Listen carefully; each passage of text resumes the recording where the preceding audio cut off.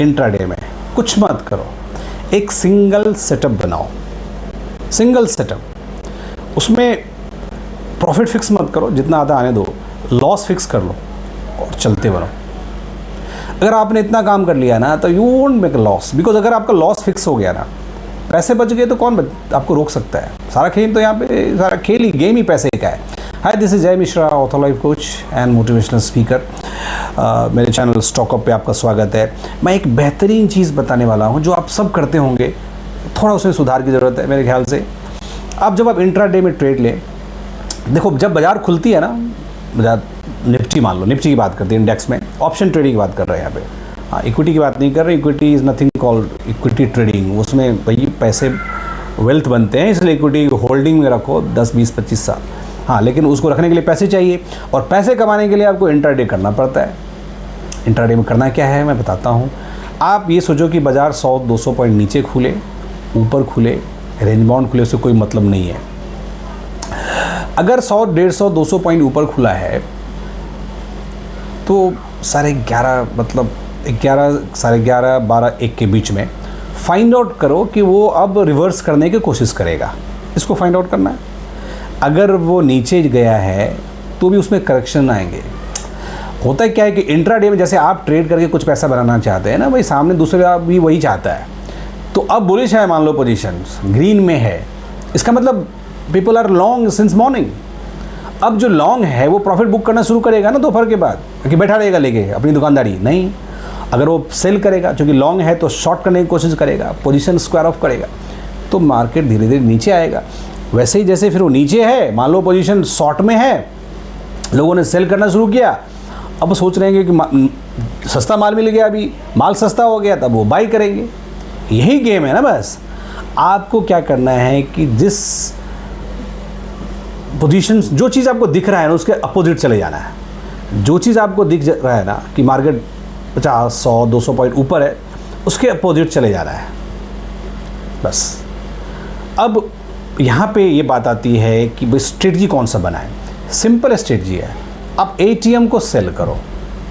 Seller बनना है, क्योंकि मान लो आपके लेते ही मार्केट 10-20 पॉइंट करते करते 2 घंटे टाइम पास किया, तो अगर आप बाइंग मोड में रहेंगे, मतलब अगर आप कोई बुलिश स्ट्रेटजी बनाएंगे लॉन्ग की, कि जहाँ पे आपने खरीदा, यू नो सेलर नहीं है, आप बायर है, बीइंग बायर, मतलब आपने कॉल बाई किया, पुट बाई किया, तो आप लॉस में आ जाएंगे। आपको सेल करना है। अगर मान लो मार्केट 100-150 पॉइंट ऊपर है, ग्रीन में है, आपको कॉल को सेल करना है। इसके 2-3 फ़ायदे मैं बताता हूँ। और मार्केट अगर नीचे है तो उसको आपको ऊपर जाने की संभावना देखनी है, और वहाँ पे पुट को सेल करना है। अब इसके पीछे 2-3 लॉजिक है। पहला, जब आप सेल करते हैं तो रेंज बाउंड मार्केट का भी बेनिफिट मिल गया, आपका डायरेक्शन में काम कर गया तो भी बेनिफिट मिल गया। तो 2 जगह आप बेनिफिट में हैं। हाँ, आप कहेंगे कि भैया 100-150 पॉइंट और ऊपर आपके रिवर्स में चला गया तो लॉस होगा। भैया इंट्राडे है, आपको पोजीशन काटनी है। तो लॉस के लिए अगर आपने फिक्स कर लिया है कि मुझे एक ट्रेड पे, सिंगल ट्रेड पे, एक लॉट पे 1500-1700 रुपये से ज़्यादा नहीं देना है, तो बात ख़त्म हो गई। और आप इंट्राडे में क्या करो, आप एटीएम को सेल करो, 200 पॉइंट जाके बाई कर दो, 200 पॉइंट बाई करो। इससे ज़्यादा 300, 400, 500 नहीं करना है, ठीक है ना। 200 पॉइंट पे आपको बाई करना है और एटीएम को सेल करना है। 1500-1700 रुपये का लॉस से ज़्यादा सिस्टम पे नहीं रखना है। इससे बचने का एक और तरीका बता देता हूँ। जब आप स्ट्राइक सिलेक्शन करेंगे ना एटीएम का, उस एटीएम का जो ऑप्शन है ना, उसके चार्ट पे जाओ। उस चार्ट में देखो कि वो उसने जो हाई बनाया, उस इंडेक्स के चार्ट पे नहीं जाना, फ्यूचर के चार्ट पे नहीं जाना, कहने का मतलब उस स्ट्राइक के चार्ट पे जाना है। उसका हाई देख लो, और उसका high should be the stop loss. मान लो, अगर मैं एक बात बता रहा हूँ कि मान लो कोई स्ट्राइक है जो 90 रुपये के भाव से चल रहा है, और वो 10, साढ़े 10 बजे या 9:30 बजे 120 हाई था। तो जो हाई था ना, अगर आप हेज नहीं कर रहे हैं तो that should be again the stop loss. कि अगर भाई मान लो 120 तक गया था और 90 पे आपने पोजीशन को ले रहे हैं उसको, फिर 120 जाने की संभावना है, इसका मतलब मार्केट वहीं पे फिर रिवर्स कर गया, आपके मुताबिक चला नहीं वो। लेकिन सबसे बचने का तरीका है कि हेज करो, आप सेल करो, आप बाई कर देते हैं तो आपको मार्जिन का भी बेनिफिट मिल जाता है।